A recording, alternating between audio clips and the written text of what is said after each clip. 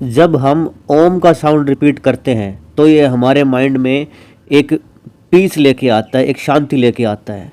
तो रिपीट बार बार करेंगे ओम का साउंड, तब शांति आएगी। इस फिगर ऑफ स्पीच को याद करने का तरीका यही है, ओन ओम। ओम साउंड के ऊपर रहो। इसका मतलब किसी साउंड के नेम को ओनोमेटोपिया बोलते हैं। ये फिगर ऑफ स्पीच है। वर्ड्स दैट इमिटेट, वो वर्ड्स जो नकल करते हैं किसकी, द एक्चुअल साउंड, जो साउंड है उसी की। दे डिस्क्राइब, इसको डिस्क्राइब करते हैं। जैसे बज, बजिंग होता है भिन भिनाना। हिसिंग होता है टूटने को क्रैक बोलते हैं। बूम को उछलने को बोलते हैं या एक तरफ से एक्सप्लोड करने को बोलते हैं। म्याऊ बिल्ली की आवाज़ होती है। स्प्लैश पानी की आवाज़ होती है। द बीज बज अराउंड द गार्डन। तो इसमें फिगर ऑफ स्पीच पहचानने के लिए अगर कोई कहे तो यहाँ पे बज साउंड है, वो ओनोमेटोपिया है। इसके बाद राइम होती है, राइम स्कीम, जिसको हम तुकांत बोलते हैं। तुकांत, इसको धव्यनात्मक बोलते हैं, धव्यनात्मक शब्द। इसको तुकांत बोलते हैं, जो तुक बनता है लास्ट में।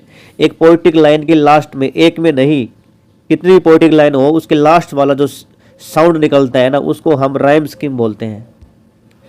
डिफिनेशन देखो, मैचिंग और सिमिलर साउंड, मैच करना चाहिए साउंड, एक जैसा साउंड होना चाहिए। At the end of words, words के एंड में, वर्ड में नहीं, वर्ड का जो एंड का साउंड होता है। Often use at the end of lines in poetry, poetry की लाइन के एंड में यूज किया जाता है प्राय। अब जैसे कैट हैट, ये साउंड, ये राइम बना। लाइट नाइट, तो इसमें लास्ट में निकला आइट, इसमें निकला लास्ट में एट। शुरू वाला कै और है, इसको अवॉइड करो। Twinkle twinkle little star, are.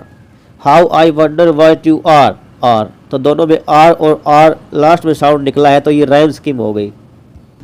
ऐसा ही एक sound based figure of speech है रिपीटिशन। ये एक पोएटिक और लिटरेरी डिवाइस है जिसमें वर्ड, फ्रेज और लाइन, उनको हम जानबूझ के रिपीट करते हैं। क्यों? क्रिएट एम्फेसिस, जोर डालने के लिए, रिदम बनाने के लिए और इमोशनल इफेक्ट डालने के लिए, ताकि वो हमें चीज़ें याद रहे, हमारे ऊपर इफेक्ट डालें, हमारे इमोशन को टच करें। एग्जाम्पल देखो, never never never give up. तो यहाँ पे नेवर नेवर नेवर 3 बार रिपीट हुआ है। कभी भी हमें हार नहीं माननी चाहिए, ये विंस्टन चर्चिल ने कहा था इंग्लैंड में। I have a dream that one day, I have a dream that one day, ये मार्टिन लूथर ने कहा था।